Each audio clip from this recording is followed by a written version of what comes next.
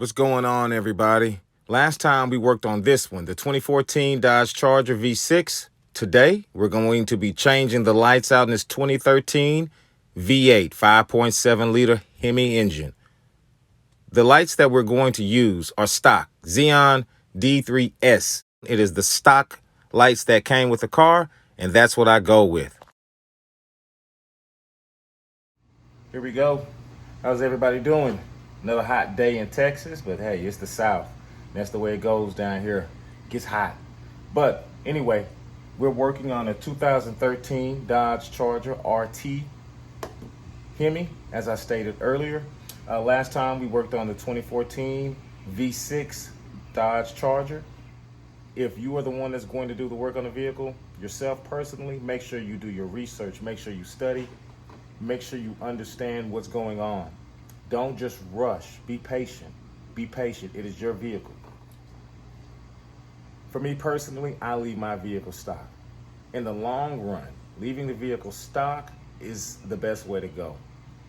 If you do decide that you want to do modifications on your vehicle, make sure you take it to an ASE certified mechanic. Make sure that you understand the parts that you are getting, that they align with your vehicle. Don't just throw something on your vehicle, whether it's exhaust, whether it's a cold air intake, just because you like the way it sounds, just because other vehicles have them on their cars. Think about the long-term care of the vehicle, okay? I've had this vehicle for 10 years. It's 2013, it's 2023. I've had the vehicle just that amount of time. The engine in this Hemi is actually a brand new engine.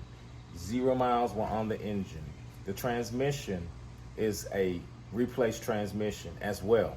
So I have 0 miles on the engine. When I had the transmission replaced a few years back, I got a brand new transmission as well. So we have a brand new engine now and a brand new transmission at that time with 0 miles put on it. So this transmission currently has about 40,000 miles on it. The engine has as many miles as I've put on it in a few months. 0 miles were on it. I've had the vehicle in to get it diagnosed, make sure everything is running proper, everything is in its place, everything is linking up the way it should be, and it is. So I suggest, if you have a vehicle, don't be in a rush just to trade your vehicle in. If you care for your vehicle and you know you've put the time and the effort, the sweat, and the frustration and everything else that goes with it, don't be in a rush to trade it in. See, can you get a new engine? See, can you get the transmission? Because for the engine and the transmission together, it's still cheaper than buying a brand new car. Think about it. Think about it, especially in these days and times that we are in. So here we go. We're going to go ahead and get the job started. We're doing the lights today. Make sure you get the proper lights, okay? Don't be fooled. Get the proper lights. Go with stock. These lights cost about $135, $138 a piece is what I paid for the lights, okay? So let's go ahead and get the job going. First things first, make sure you understand what is underneath the hood and where everything is located and what section you're going to be working in. Make sure you have all the tools that are required for the job. This job, I only needed 2 screwdrivers, but make sure you have them handy so you don't have to go running around when you get the job started. Go ahead and loosen these screws up. You see where I am on the intake system. So go ahead and do whatever it is that you need to do. Loosen the screws up, remove the box. And once you remove the air intake box, sit it somewhere safe. Please make sure you sit it somewhere safe. Disconnect all the pieces that need to be disconnected. Do not disconnect something that does not need to be disconnected. Every move you make, you need to know what moves you are making, so that way you remember what you have done. Take your time and remember to sit your parts down nice and neat so you don't trip over them later. So you see this light here? This is the light cap on the back end. You twist this off and you remove the light. But that is not the one we need. The one we need is the HID Xeon lights, and they are tucked away right there, far. And so it might require a little bit of maneuvering. Sometimes you can't get your hand where it needs to be, but luckily I am in a position to be able to get my hands where I need to be.